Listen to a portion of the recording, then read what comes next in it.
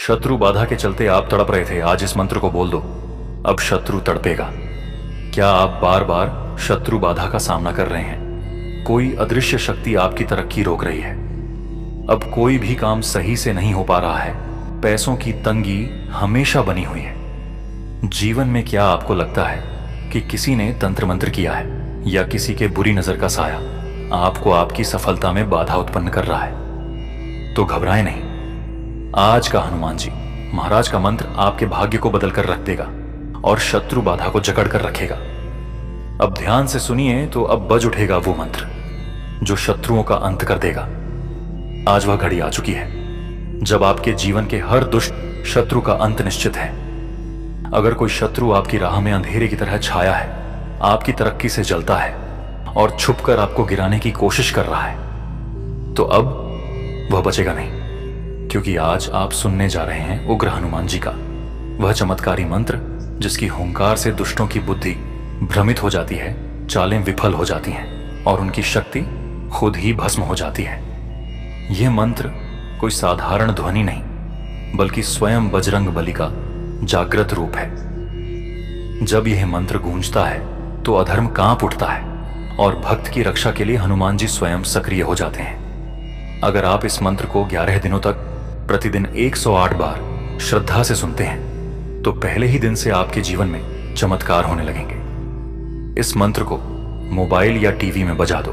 अपनी काम की जगह और घर में जो भी नकारात्मक शक्तियां घर में बंधी हुई हैं वह तुरंत मुक्त हो जाएंगी और आप शत्रु बाधा से पूरी तरह मुक्त हो जाओगे। खाली समय में इस मंत्र को अपने घर में चलाकर इसकी आवाज को हर एक कोने में बजने दो और शीघ्र ही देखो चमत्कार। अब मंत्र उच्चारण पाठ शुरू करते हैं। ओम रामदूताय नमः सर्वदुष्ट निवारणाय स्वाहा। ओम रामदूताय नमः सर्वदुष्ट निवारणाय स्वाहा। ओम रामदूताय नमः सर्वदुष्ट निवारणाय स्वाहा। ओम रामदूताय नमः सर्वदुष्ट निवारणाय स्वाहा। ओम रामदूताय नमः सर्वदुष्ट निवारणाय स्वाहा। ओम रामदूताय नमः सर्वदुष्ट निवारणाय स्वाहा। ओम रामदूताय नमः सर्वदुष्ट निवारणाय स्वाहा। ओम रामदूताय नमः सर्वदुष्ट निवारणाय स्वाहा। ओम रामदूताय नमः सर्वदुष्ट निवारणाय स्वाहा।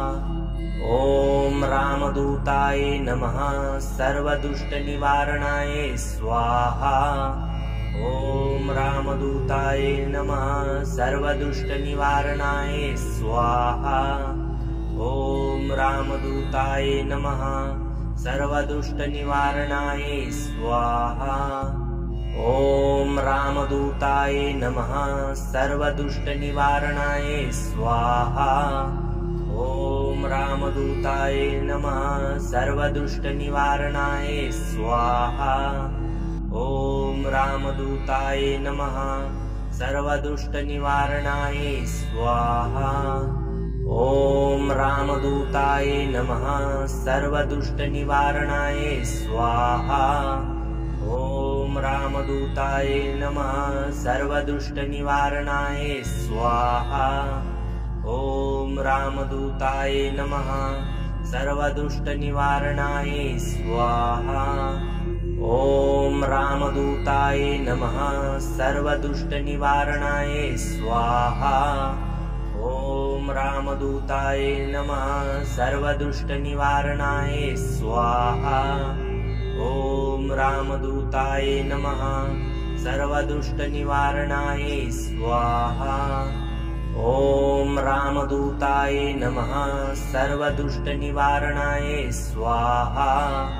ओम रामदूताय नमः सर्वदुष्ट निवारणाय स्वाहा। ओम रामदूताय नमः सर्वदुष्ट निवारणाय स्वाहा।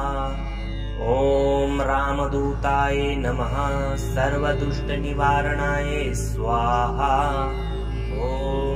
रामदूताय नमः सर्वदुष्टनिवारणाय स्वाहा। ॐ रामदूताय नमः सर्वदुष्टनिवारणाय स्वाहा। ॐ रामदूताय नमः सर्वदुष्टनिवारणाय स्वाहा।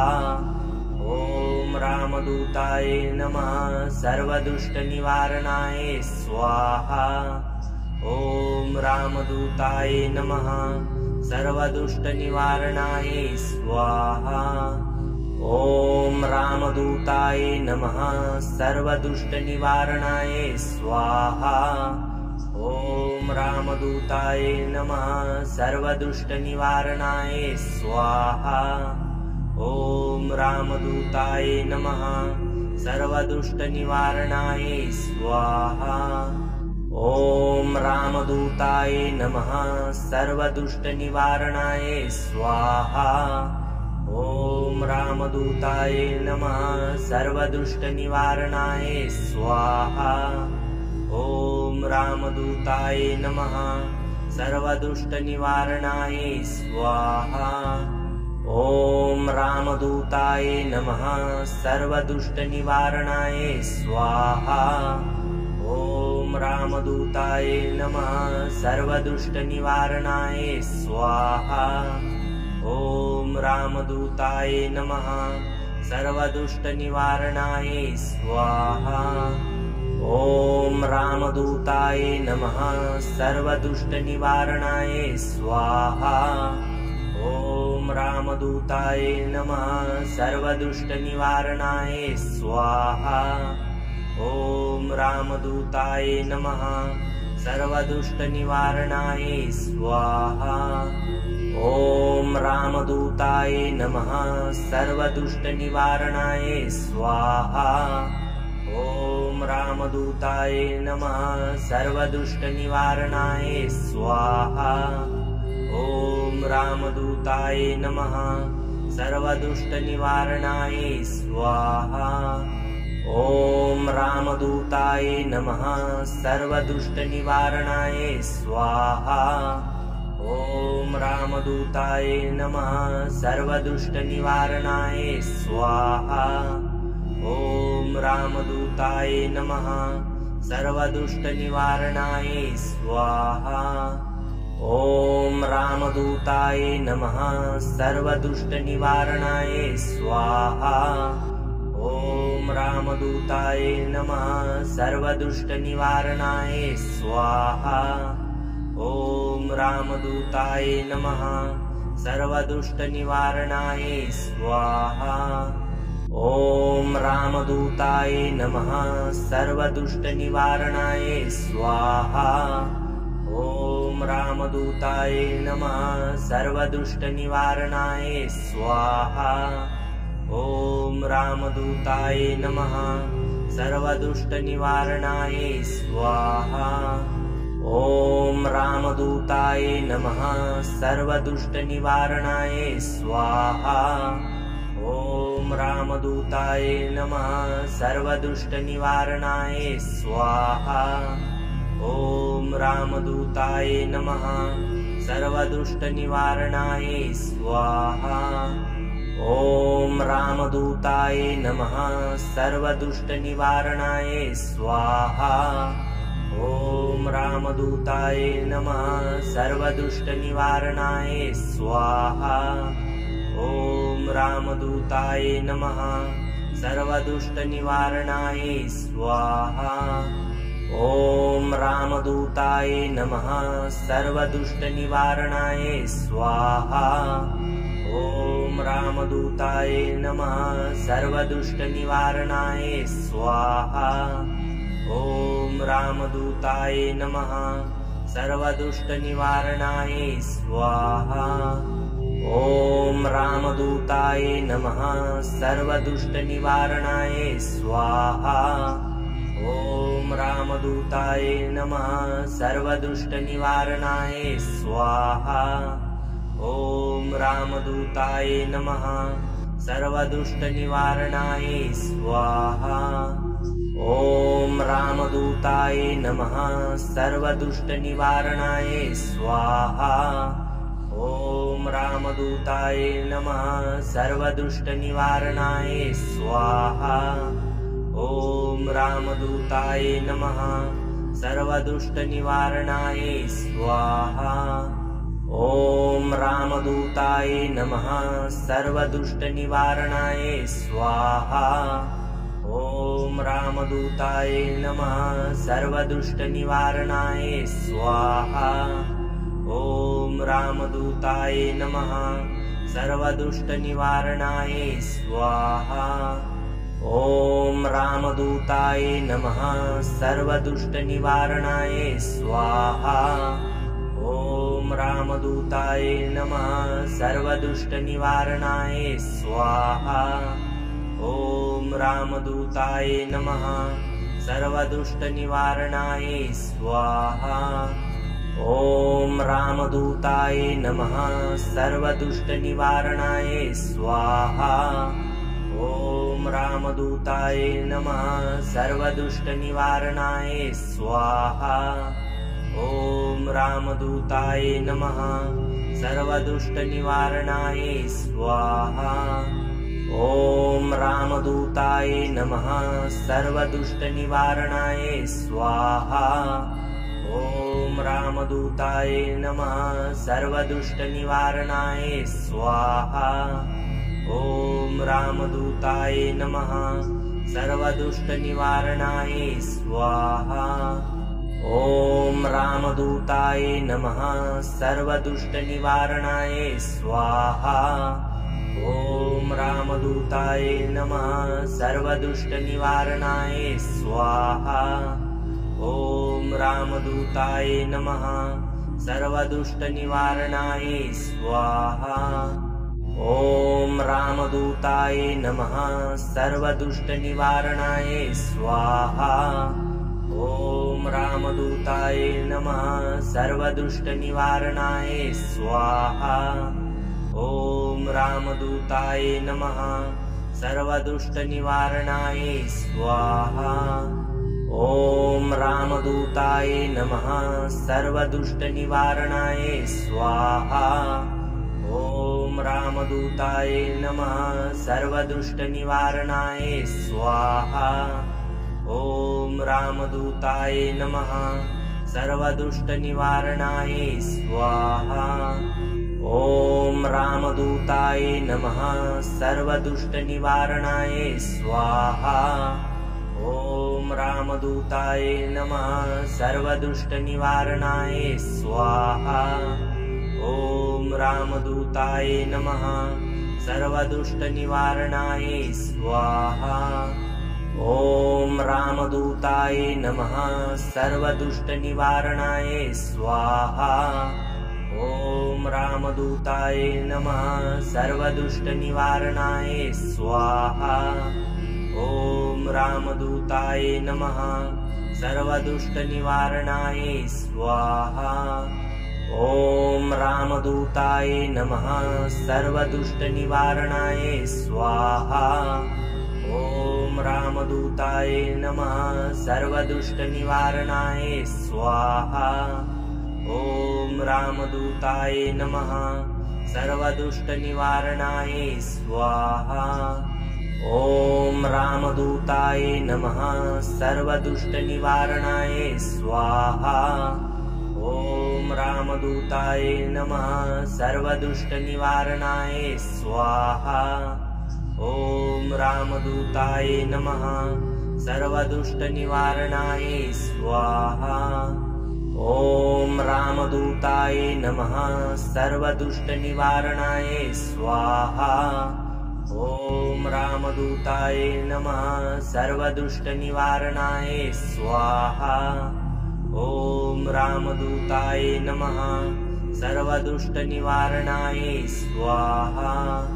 ॐ रामदूताय नमः सर्वदुष्टनिवारणाय स्वाहा। ॐ रामदूताय नमः सर्वदुष्टनिवारणाय स्वाहा। ॐ रामदूताय नमः सर्वदुष्टनिवारणाय स्वाहा। ॐ रामदूताय नमः सर्वदुष्टनिवारणाय स्वाहा।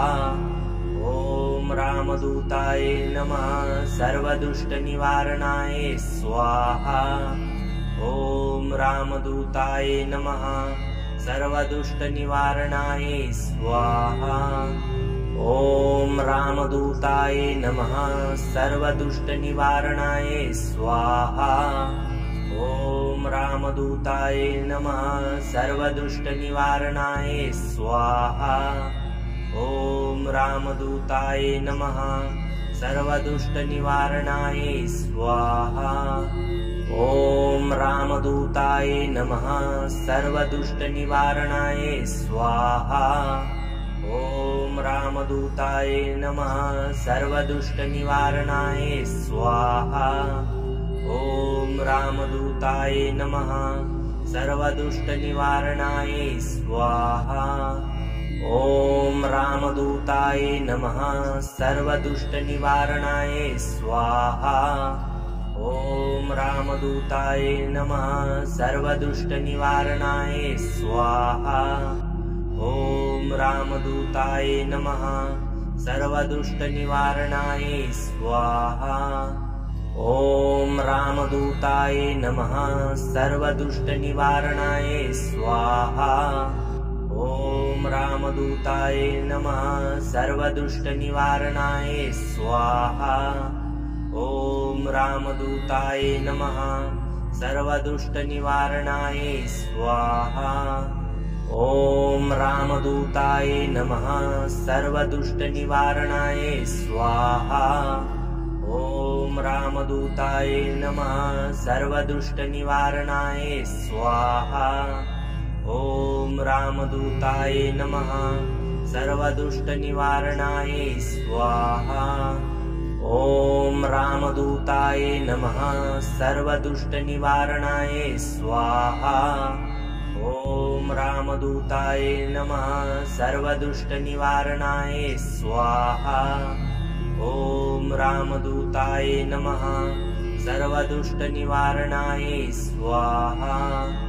ॐ रामदूताय नमः सर्वदुष्टनिवारणाय स्वाहा। ॐ रामदूताय नमः सर्वदुष्टनिवारणाय स्वाहा। ॐ रामदूताय नमः सर्वदुष्टनिवारणाय स्वाहा। ॐ रामदूताय नमः सर्वदुष्टनिवारणाय स्वाहा। ॐ रामदूताय नमः सर्वदुष्टनिवारणाय स्वाहा। ॐ रामदूताय नमः सर्वदुष्टनिवारणाय स्वाहा। ॐ रामदूताय नमः सर्वदुष्टनिवारणाय स्वाहा। ॐ रामदूताय नमः सर्वदुष्टनिवारणाय स्वाहा। ॐ रामदूताय नमः सर्वदुष्टनिवारणाय स्वाहा। ॐ रामदूताय नमः सर्वदुष्टनिवारणाय स्वाहा। ॐ रामदूताय नमः सर्वदुष्टनिवारणाय स्वाहा। ॐ रामदूताय नमः सर्वदुष्टनिवारणाय स्वाहा। ॐ रामदूताय नमः सर्वदुष्टनिवारणाय स्वाहा। ॐ रामदूताय नमः सर्वदुष्टनिवारणाय स्वाहा। ॐ रामदूताय नमः सर्वदुष्टनिवारणाय स्वाहा। ॐ रामदूताय नमः सर्वदुष्टनिवारणाय स्वाहा। ॐ रामदूताय नमः सर्वदुष्टनिवारणाय स्वाहा। ॐ रामदूताय नमः सर्वदुष्टनिवारणाय स्वाहा। ॐ रामदूताय नमः सर्वदुष्टनिवारणाय स्वाहा। ॐ रामदूताय नमः सर्वदुष्टनिवारणाय स्वाहा। ॐ रामदूताय नमः सर्वदुष्टनिवारणाय स्वाहा। ॐ रामदूताय नमः सर्वदुष्टनिवारणाय स्वाहा। ॐ रामदूताय नमः सर्वदुष्टनिवारणाय स्वाहा। ॐ रामदूताय नमः सर्वदुष्टनिवारणाय स्वाहा। ॐ रामदूताय नमः सर्वदुष्टनिवारणाय स्वाहा। ॐ रामदूताय नमः सर्वदुष्टनिवारणाय स्वाहा। ॐ रामदूताय नमः सर्वदुष्टनिवारणाय स्वाहा। ॐ रामदूताय नमः सर्वदुष्टनिवारणाय स्वाहा। ॐ रामदूताय नमः सर्वदुष्टनिवारणाय स्वाहा। ॐ रामदूताय नमः सर्वदुष्टनिवारणाय स्वाहा। ॐ रामदूताय नमः सर्वदुष्टनिवारणाय स्वाहा। ॐ रामदूताय नमः सर्वदुष्टनिवारणाय स्वाहा। ॐ रामदूताय नमः सर्वदुष्टनिवारणाय स्वाहा। ॐ रामदूताय नमः सर्वदुष्टनिवारणाय स्वाहा। ॐ रामदूताय नमः सर्वदुष्टनिवारणाय स्वाहा। ॐ रामदूताय नमः सर्वदुष्टनिवारणाय स्वाहा। ॐ रामदूताय नमः सर्वदुष्टनिवारणाय स्वाहा। ॐ रामदूताय नमः सर्वदुष्टनिवारणाय स्वाहा। ॐ रामदूताय नमः सर्वदुष्टनिवारणाय स्वाहा।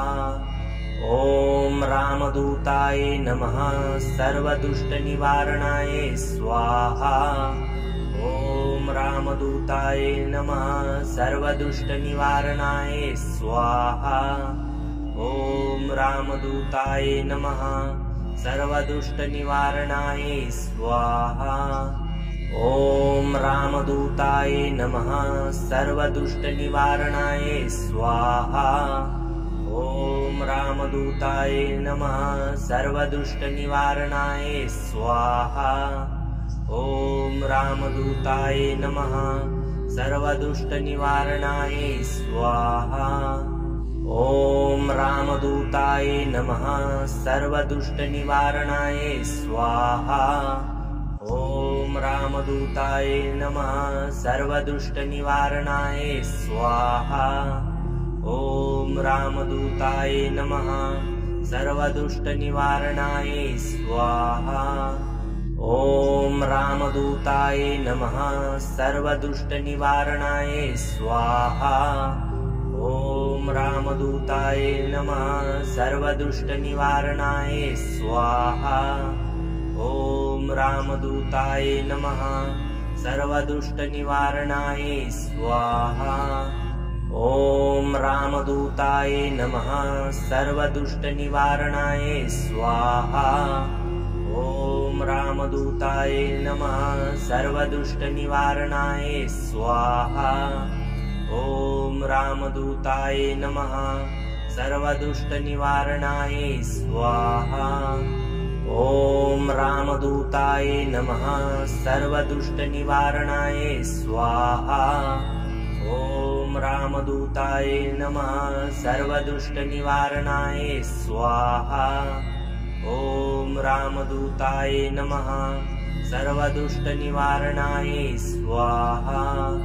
ॐ रामदूताय नमः सर्वदुष्टनिवारणाय स्वाहा। ॐ रामदूताय नमः सर्वदुष्टनिवारणाय स्वाहा। ॐ रामदूताय नमः सर्वदुष्टनिवारणाय स्वाहा। ॐ रामदूताय नमः सर्वदुष्टनिवारणाय स्वाहा। ॐ रामदूताय नमः सर्वदुष्टनिवारणाय स्वाहा। ॐ रामदूताय नमः सर्वदुष्टनिवारणाय स्वाहा। ॐ रामदूताय नमः सर्वदुष्टनिवारणाय स्वाहा। ॐ रामदूताय नमः सर्वदुष्टनिवारणाय स्वाहा। ॐ रामदूताय नमः सर्वदुष्टनिवारणाय स्वाहा। ॐ रामदूताय नमः सर्वदुष्टनिवारणाय स्वाहा। ॐ रामदूताय नमः सर्वदुष्टनिवारणाय स्वाहा। ॐ रामदूताय नमः सर्वदुष्टनिवारणाय स्वाहा। ॐ रामदूताय नमः सर्वदुष्टनिवारणाय स्वाहा। ॐ रामदूताय नमः सर्वदुष्टनिवारणाय स्वाहा। ॐ रामदूताय नमः सर्वदुष्टनिवारणाय स्वाहा। ॐ रामदूताय नमः सर्वदुष्टनिवारणाय स्वाहा। ॐ रामदूताय नमः सर्वदुष्टनिवारणाय स्वाहा। ॐ रामदूताय नमः सर्वदुष्टनिवारणाय स्वाहा। ॐ रामदूताय नमः सर्वदुष्टनिवारणाय स्वाहा। ॐ रामदूताय नमः सर्वदुष्टनिवारणाय स्वाहा। ॐ रामदूताय नमः सर्वदुष्टनिवारणाय स्वाहा। ॐ रामदूताय नमः सर्वदुष्टनिवारणाय स्वाहा। ॐ रामदूताय नमः सर्वदुष्टनिवारणाय स्वाहा। ॐ रामदूताय नमः सर्वदुष्टनिवारणाय स्वाहा। ॐ रामदूताय नमः सर्वदुष्टनिवारणाय स्वाहा। ॐ रामदूताय नमः सर्वदुष्टनिवारणाय स्वाहा। ॐ रामदूताय नमः सर्वदुष्टनिवारणाय स्वाहा। ॐ रामदूताय नमः सर्वदुष्टनिवारणाय स्वाहा। ॐ रामदूताय नमः सर्वदुष्टनिवारणाय स्वाहा। ॐ रामदूताय नमः सर्वदुष्टनिवारणाय स्वाहा। ॐ रामदूताय नमः सर्वदुष्टनिवारणाय स्वाहा। ॐ रामदूताय नमः सर्वदुष्टनिवारणाय स्वाहा। ॐ रामदूताय नमः सर्वदुष्टनिवारणाय स्वाहा। ॐ रामदूताय नमः सर्वदुष्टनिवारणाय स्वाहा। ॐ रामदूताय नमः सर्वदुष्टनिवारणाय स्वाहा। ॐ रामदूताय नमः सर्वदुष्टनिवारणाय स्वाहा। ॐ रामदूताय नमः सर्वदुष्टनिवारणाय स्वाहा। ॐ रामदूताय नमः सर्वदुष्टनिवारणाय स्वाहा। ॐ रामदूताय नमः सर्वदुष्टनिवारणाय स्वाहा।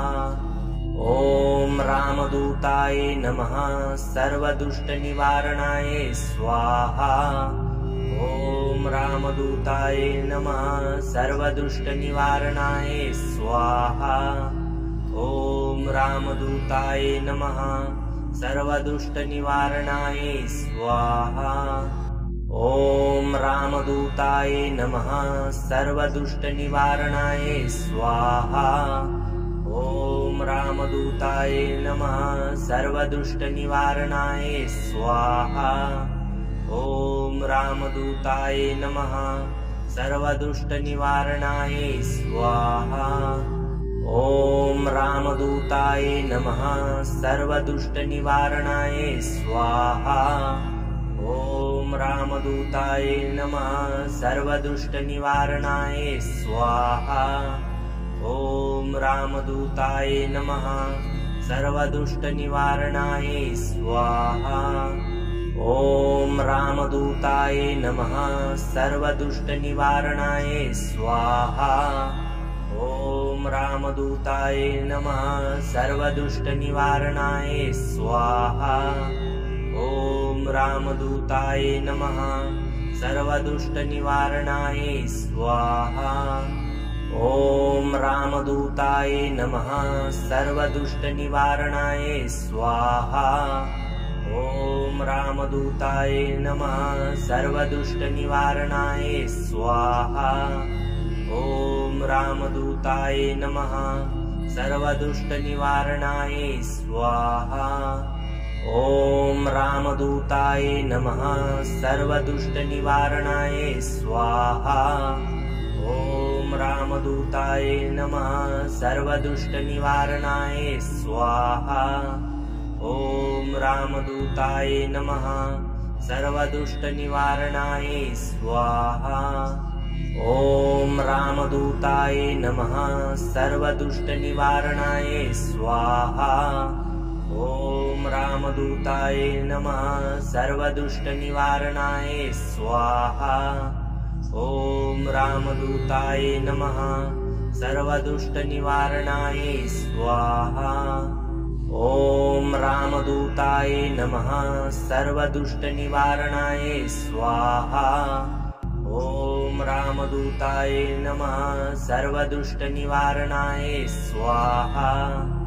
ॐ रामदूताय नमः सर्वदुष्टनिवारणाय स्वाहा। ॐ रामदूताय नमः सर्वदुष्टनिवारणाय स्वाहा। ॐ रामदूताय नमः सर्वदुष्टनिवारणाय स्वाहा। ॐ रामदूताय नमः सर्वदुष्टनिवारणाय स्वाहा। ॐ रामदूताय नमः सर्वदुष्टनिवारणाय स्वाहा। ॐ रामदूताय नमः सर्वदुष्टनिवारणाय स्वाहा। ॐ रामदूताय नमः सर्वदुष्टनिवारणाय स्वाहा। ॐ रामदूताय नमः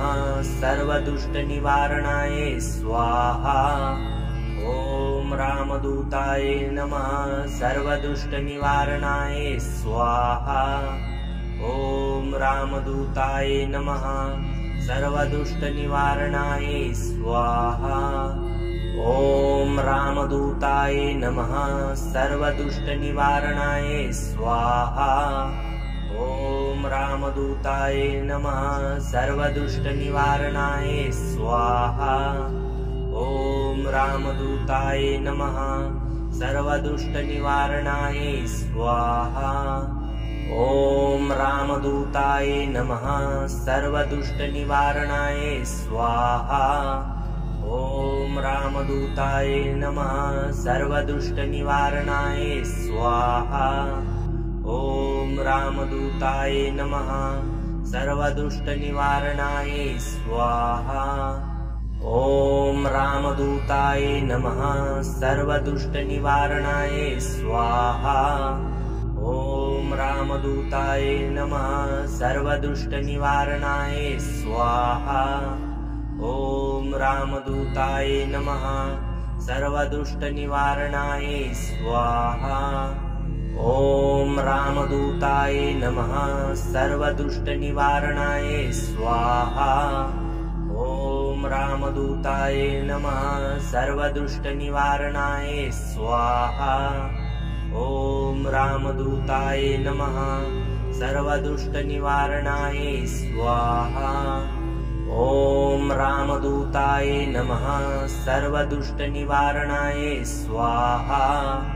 ॐ रामदूताय नमः सर्वदुष्टनिवारणाय स्वाहा। ॐ रामदूताय नमः सर्वदुष्टनिवारणाय स्वाहा। ॐ रामदूताय नमः सर्वदुष्टनिवारणाय स्वाहा। ॐ रामदूताय नमः सर्वदुष्टनिवारणाय स्वाहा। ॐ रामदूताय नमः सर्वदुष्टनिवारणाय स्वाहा। ॐ रामदूताय नमः सर्वदुष्टनिवारणाय स्वाहा। ॐ रामदूताय नमः सर्वदुष्टनिवारणाय स्वाहा। ॐ रामदूताय नमः सर्वदुष्टनिवारणाय स्वाहा। ॐ रामदूताय नमः सर्वदुष्टनिवारणाय स्वाहा। ॐ रामदूताय नमः सर्वदुष्टनिवारणाय स्वाहा। ॐ रामदूताय नमः सर्वदुष्टनिवारणाय स्वाहा। ॐ रामदूताय नमः सर्वदुष्टनिवारणाय स्वाहा। ॐ रामदूताय नमः सर्वदुष्टनिवारणाय स्वाहा। ॐ रामदूताय नमः सर्वदुष्टनिवारणाय स्वाहा। ॐ रामदूताय नमः सर्वदुष्टनिवारणाय स्वाहा। ॐ रामदूताय नमः सर्वदुष्टनिवारणाय स्वाहा। ॐ रामदूताय नमः सर्वदुष्टनिवारणाय स्वाहा। ॐ रामदूताय नमः सर्वदुष्टनिवारणाय स्वाहा। ॐ रामदूताय नमः सर्वदुष्टनिवारणाय स्वाहा। ॐ रामदूताय नमः सर्वदुष्टनिवारणाय स्वाहा। ॐ रामदूताय नमः सर्वदुष्टनिवारणाय स्वाहा। ॐ रामदूताय नमः सर्वदुष्टनिवारणाय स्वाहा। ॐ रामदूताय नमः सर्वदुष्टनिवारणाय स्वाहा। ॐ रामदूताय नमः सर्वदुष्टनिवारणाय स्वाहा।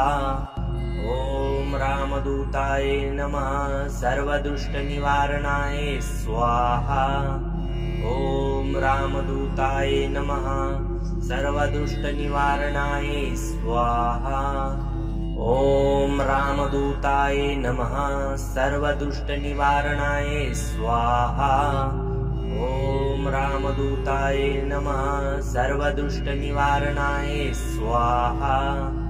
ॐ रामदूताय नमः सर्वदुष्टनिवारणाय स्वाहा। ॐ रामदूताय नमः सर्वदुष्टनिवारणाय स्वाहा। ॐ रामदूताय नमः सर्वदुष्टनिवारणाय स्वाहा। ॐ रामदूताय नमः सर्वदुष्टनिवारणाय स्वाहा। ॐ रामदूताय नमः सर्वदुष्टनिवारणाय स्वाहा। ॐ रामदूताय नमः सर्वदुष्टनिवारणाय स्वाहा। ॐ रामदूताय नमः सर्वदुष्टनिवारणाय स्वाहा। ॐ रामदूताय नमः सर्वदुष्टनिवारणाय स्वाहा। ॐ रामदूताय नमः सर्वदुष्टनिवारणाय स्वाहा। ॐ रामदूताय नमः सर्वदुष्टनिवारणाय स्वाहा। ॐ रामदूताय नमः सर्वदुष्टनिवारणाय स्वाहा। ॐ रामदूताय नमः सर्वदुष्टनिवारणाय स्वाहा। ॐ रामदूताय नमः सर्वदुष्टनिवारणाय स्वाहा। ॐ रामदूताय नमः सर्वदुष्टनिवारणाय स्वाहा। ॐ रामदूताय नमः सर्वदुष्टनिवारणाय स्वाहा। ॐ रामदूताय नमः सर्वदुष्टनिवारणाय स्वाहा। ॐ रामदूताय नमः सर्वदुष्टनिवारणाय स्वाहा। ॐ रामदूताय नमः सर्वदुष्टनिवारणाय स्वाहा। ॐ रामदूताय नमः सर्वदुष्टनिवारणाय स्वाहा। ॐ रामदूताय नमः सर्वदुष्टनिवारणाय स्वाहा। ॐ रामदूताय नमः सर्वदुष्टनिवारणाय स्वाहा। ॐ रामदूताय नमः सर्वदुष्टनिवारणाय स्वाहा। ॐ रामदूताय नमः सर्वदुष्टनिवारणाय स्वाहा। ॐ रामदूताय नमः सर्वदुष्टनिवारणाय स्वाहा। ॐ रामदूताय नमः सर्वदुष्टनिवारणाय स्वाहा। ॐ रामदूताय नमः सर्वदुष्टनिवारणाय स्वाहा। ॐ रामदूताय नमः सर्वदुष्टनिवारणाय स्वाहा। ॐ रामदूताय नमः सर्वदुष्टनिवारणाय स्वाहा। ॐ रामदूताय नमः सर्वदुष्टनिवारणाय स्वाहा। ॐ रामदूताय नमः सर्वदुष्टनिवारणाय स्वाहा। ॐ रामदूताय नमः सर्वदुष्टनिवारणाय स्वाहा। ॐ रामदूताय नमः सर्वदुष्टनिवारणाय स्वाहा। ॐ रामदूताय नमः सर्वदुष्टनिवारणाय स्वाहा। ॐ रामदूताय नमः सर्वदुष्टनिवारणाय स्वाहा। ॐ रामदूताय नमः सर्वदुष्टनिवारणाय स्वाहा। ॐ रामदूताय नमः सर्वदुष्टनिवारणाय स्वाहा।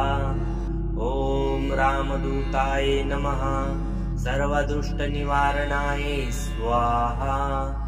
ॐ रामदूताय नमः सर्वदुष्टनिवारणाय स्वाहा।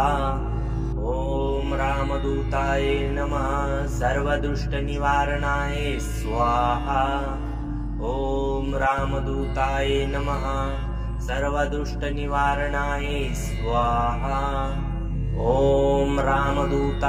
नमः सर्वदुष्टनिवारणाय स्वाहा।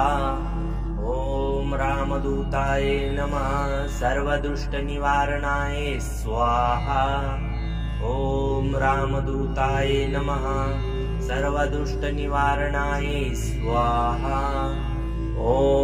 रामदूताय नमः सर्वदुष्टनिवारणाय स्वाहा।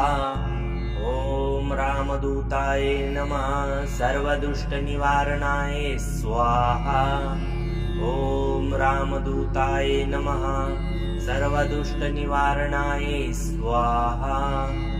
ॐ रामदूताय नमः सर्वदुष्टनिवारणाय स्वाहा। ॐ रामदूताय नमः सर्वदुष्टनिवारणाय स्वाहा। ॐ रामदूताय नमः सर्वदुष्टनिवारणाय स्वाहा। ॐ रामदूताय नमः सर्वदुष्टनिवारणाय स्वाहा। ॐ रामदूताय नमः सर्वदुष्टनिवारणाय स्वाहा। ॐ रामदूताय नमः सर्वदुष्टनिवारणाय स्वाहा। ॐ रामदूताय नमः सर्वदुष्टनिवारणाय स्वाहा। ॐ रामदूताय नमः सर्वदुष्टनिवारणाय स्वाहा। ॐ रामदूताय नमः सर्वदुष्टनिवारणाय स्वाहा। ॐ रामदूताय नमः सर्वदुष्टनिवारणाय स्वाहा। ॐ रामदूताय नमः सर्वदुष्टनिवारणाय स्वाहा। ॐ रामदूताय नमः सर्वदुष्टनिवारणाय स्वाहा। ॐ रामदूताय नमः सर्वदुष्टनिवारणाय स्वाहा। ॐ रामदूताय नमः सर्वदुष्टनिवारणाय स्वाहा। ॐ रामदूताय नमः सर्वदुष्टनिवारणाय स्वाहा। ॐ रामदूताय नमः सर्वदुष्टनिवारणाय स्वाहा। ॐ रामदूताय नमः सर्वदुष्टनिवारणाय स्वाहा। ॐ रामदूताय नमः सर्वदुष्टनिवारणाय स्वाहा। ॐ रामदूताय नमः सर्वदुष्टनिवारणाय स्वाहा। ॐ रामदूताय नमः सर्वदुष्टनिवारणाय स्वाहा। ॐ रामदूताय नमः सर्वदुष्टनिवारणाय स्वाहा। ॐ रामदूताय नमः सर्वदुष्टनिवारणाय स्वाहा। ॐ रामदूताय नमः सर्वदुष्टनिवारणाय स्वाहा। ॐ रामदूताय नमः सर्वदुष्टनिवारणाय स्वाहा। ॐ रामदूताय नमः सर्वदुष्टनिवारणाय स्वाहा। ॐ रामदूताय नमः सर्वदुष्टनिवारणाय स्वाहा। ॐ रामदूताय नमः सर्वदुष्टनिवारणाय स्वाहा। ॐ रामदूताय नमः सर्वदुष्टनिवारणाय स्वाहा। ॐ रामदूताय नमः सर्वदुष्टनिवारणाय स्वाहा। ॐ रामदूताय नमः सर्वदुष्टनिवारणाय स्वाहा। ॐ रामदूताय नमः सर्वदुष्टनिवारणाय स्वाहा। ॐ रामदूताय नमः सर्वदुष्टनिवारणाय स्वाहा। ॐ रामदूताय नमः सर्वदुष्टनिवारणाय स्वाहा। ॐ रामदूताय नमः सर्वदुष्टनिवारणाय स्वाहा। ॐ रामदूताय नमः सर्वदुष्टनिवारणाय स्वाहा। ॐ रामदूताय नमः सर्वदुष्टनिवारणाय स्वाहा। ॐ रामदूताय नमः सर्वदुष्टनिवारणाय स्वाहा। ॐ रामदूताय नमः सर्वदुष्टनिवारणाय स्वाहा। ॐ रामदूताय नमः सर्वदुष्टनिवारणाय स्वाहा। ॐ रामदूताय नमः सर्वदुष्टनिवारणाय स्वाहा। ॐ रामदूताय नमः सर्वदुष्टनिवारणाय स्वाहा। ॐ रामदूताय नमः सर्वदुष्टनिवारणाय स्वाहा। ॐ रामदूताय नमः सर्वदुष्टनिवारणाय स्वाहा। ॐ रामदूताय नमः सर्वदुष्टनिवारणाय स्वाहा। ॐ रामदूताय नमः सर्वदुष्टनिवारणाय स्वाहा। ॐ रामदूताय नमः सर्वदुष्टनिवारणाय स्वाहा।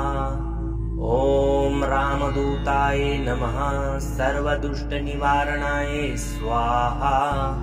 ॐ रामदूताय नमः सर्वदुष्टनिवारणाय स्वाहा। ॐ रामदूताय नमः सर्वदुष्टनिवारणाय स्वाहा।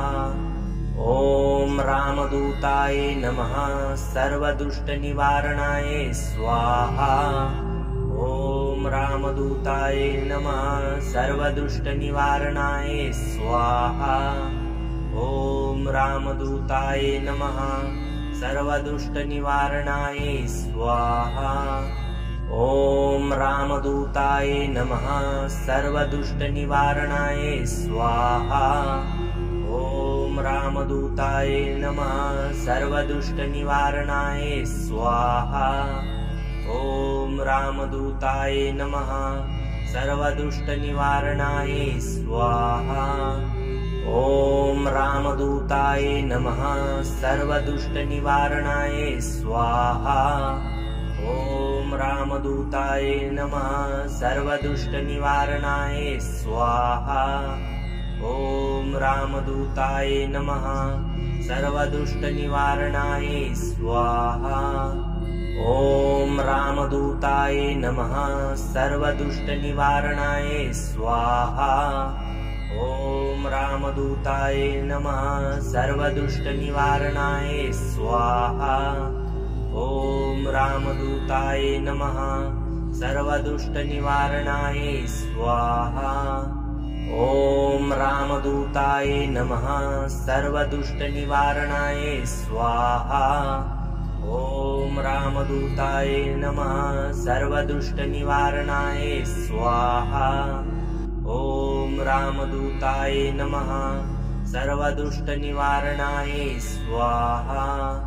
ॐ रामदूताय नमः सर्वदुष्टनिवारणाय स्वाहा। ॐ रामदूताय नमः सर्वदुष्टनिवारणाय स्वाहा। ॐ रामदूताय नमः सर्वदुष्टनिवारणाय स्वाहा। ॐ रामदूताय नमः सर्वदुष्टनिवारणाय स्वाहा। ॐ रामदूताय नमः सर्वदुष्टनिवारणाय स्वाहा। ॐ रामदूताय नमः सर्वदुष्टनिवारणाय स्वाहा। ॐ रामदूताय नमः सर्वदुष्टनिवारणाय स्वाहा। ॐ रामदूताय नमः सर्वदुष्टनिवारणाय स्वाहा। ॐ रामदूताय नमः सर्वदुष्टनिवारणाय स्वाहा। ॐ रामदूताय नमः सर्वदुष्टनिवारणाय स्वाहा। ॐ रामदूताय नमः सर्वदुष्टनिवारणाय स्वाहा। ॐ रामदूताय नमः सर्वदुष्टनिवारणाय स्वाहा। ॐ रामदूताय नमः सर्वदुष्टनिवारणाय स्वाहा। ॐ रामदूताय नमः सर्वदुष्टनिवारणाय स्वाहा। ॐ रामदूताय नमः सर्वदुष्टनिवारणाय स्वाहा। ॐ रामदूताय नमः सर्वदुष्टनिवारणाय स्वाहा। ॐ रामदूताय नमः सर्वदुष्टनिवारणाय स्वाहा। ॐ रामदूताय नमः सर्वदुष्टनिवारणाय स्वाहा। ॐ रामदूताय नमः सर्वदुष्टनिवारणाय स्वाहा। ॐ रामदूताय नमः सर्वदुष्टनिवारणाय स्वाहा। ॐ रामदूताय नमः सर्वदुष्टनिवारणाय स्वाहा। ॐ रामदूताय नमः सर्वदुष्टनिवारणाय स्वाहा। ॐ रामदूताय नमः सर्वदुष्टनिवारणाय स्वाहा। ॐ रामदूताय नमः सर्वदुष्टनिवारणाय स्वाहा। ॐ रामदूताय नमः सर्वदुष्टनिवारणाय स्वाहा। ॐ रामदूताय नमः सर्वदुष्टनिवारणाय स्वाहा। ॐ रामदूताय नमः सर्वदुष्टनिवारणाय स्वाहा। ॐ रामदूताय नमः सर्वदुष्टनिवारणाय स्वाहा। ॐ रामदूताय नमः सर्वदुष्टनिवारणाय स्वाहा। ॐ रामदूताय नमः सर्वदुष्टनिवारणाय स्वाहा। ॐ रामदूताय नमः सर्वदुष्टनिवारणाय स्वाहा। ॐ रामदूताय नमः सर्वदुष्टनिवारणाय स्वाहा। ॐ रामदूताय नमः सर्वदुष्टनिवारणाय स्वाहा। ॐ रामदूताय नमः सर्वदुष्टनिवारणाय स्वाहा। ॐ रामदूताय नमः सर्वदुष्टनिवारणाय स्वाहा। ॐ रामदूताय नमः सर्वदुष्टनिवारणाय स्वाहा। ॐ रामदूताय नमः सर्वदुष्टनिवारणाय स्वाहा। ॐ रामदूताय नमः सर्वदुष्टनिवारणाय स्वाहा। ॐ रामदूताय नमः सर्वदुष्टनिवारणाय स्वाहा। ॐ रामदूताय नमः सर्वदुष्टनिवारणाय स्वाहा। ॐ रामदूताय नमः सर्वदुष्टनिवारणाय स्वाहा। ॐ रामदूताय नमः सर्वदुष्टनिवारणाय स्वाहा। ॐ रामदूताय नमः सर्वदुष्टनिवारणाय स्वाहा। ॐ रामदूताय नमः सर्वदुष्टनिवारणाय स्वाहा। ॐ रामदूताय नमः सर्वदुष्टनिवारणाय स्वाहा। ॐ रामदूताय नमः सर्वदुष्टनिवारणाय स्वाहा। ॐ रामदूताय नमः सर्वदुष्टनिवारणाय स्वाहा।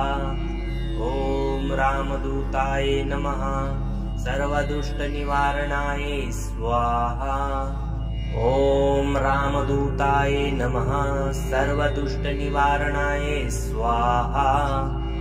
ॐ रामदूताय नमः सर्वदुष्टनिवारणाय स्वाहा। ॐ रामदूताय नमः सर्वदुष्टनिवारणाय स्वाहा। ॐ रामदूताय नमः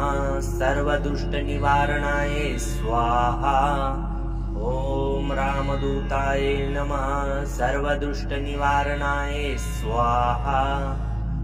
ॐ रामदूताय नमः सर्वदुष्टनिवारणाय स्वाहा। ॐ रामदूताय नमः सर्वदुष्टनिवारणाय स्वाहा। ॐ रामदूताय नमः सर्वदुष्टनिवारणाय स्वाहा। ॐ रामदूताय नमः सर्वदुष्टनिवारणाय स्वाहा। ॐ रामदूताय नमः सर्वदुष्टनिवारणाय स्वाहा। ॐ रामदूताय नमः सर्वदुष्टनिवारणाय स्वाहा। ॐ रामदूताय नमः सर्वदुष्टनिवारणाय स्वाहा। ॐ रामदूताय नमः सर्वदुष्टनिवारणाय स्वाहा। ॐ रामदूताय नमः सर्वदुष्टनिवारणाय स्वाहा। ॐ रामदूताय नमः सर्वदुष्टनिवारणाय स्वाहा। ॐ रामदूताय नमः सर्वदुष्टनिवारणाय स्वाहा। ॐ रामदूताय नमः सर्वदुष्टनिवारणाय स्वाहा। ॐ रामदूताय नमः सर्वदुष्टनिवारणाय स्वाहा। ॐ रामदूताय नमः सर्वदुष्टनिवारणाय स्वाहा। ॐ रामदूताय नमः सर्वदुष्टनिवारणाय स्वाहा। ॐ रामदूताय नमः सर्वदुष्टनिवारणाय स्वाहा। ॐ रामदूताय नमः सर्वदुष्टनिवारणाय स्वाहा। ॐ रामदूताय नमः सर्वदुष्टनिवारणाय स्वाहा। ॐ रामदूताय नमः सर्वदुष्टनिवारणाय स्वाहा। ॐ रामदूताय नमः सर्वदुष्टनिवारणाय स्वाहा। ॐ रामदूताय नमः सर्वदुष्टनिवारणाय स्वाहा। ॐ रामदूताय नमः सर्वदुष्टनिवारणाय स्वाहा। ॐ रामदूताय नमः सर्वदुष्टनिवारणाय स्वाहा। ॐ रामदूताय नमः सर्वदुष्टनिवारणाय स्वाहा। ॐ रामदूताय नमः सर्वदुष्टनिवारणाय स्वाहा। ॐ रामदूताय नमः सर्वदुष्टनिवारणाय स्वाहा। ॐ रामदूताय नमः सर्वदुष्टनिवारणाय स्वाहा। ॐ रामदूताय नमः सर्वदुष्टनिवारणाय स्वाहा। ॐ रामदूताय नमः सर्वदुष्टनिवारणाय स्वाहा। ॐ रामदूताय नमः सर्वदुष्टनिवारणाय स्वाहा। ॐ रामदूताय नमः सर्वदुष्टनिवारणाय स्वाहा। ॐ रामदूताय नमः सर्वदुष्टनिवारणाय स्वाहा। ॐ रामदूताय नमः सर्वदुष्टनिवारणाय स्वाहा।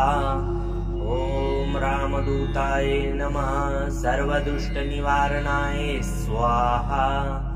ॐ रामदूताय नमः सर्वदुष्टनिवारणाय स्वाहा।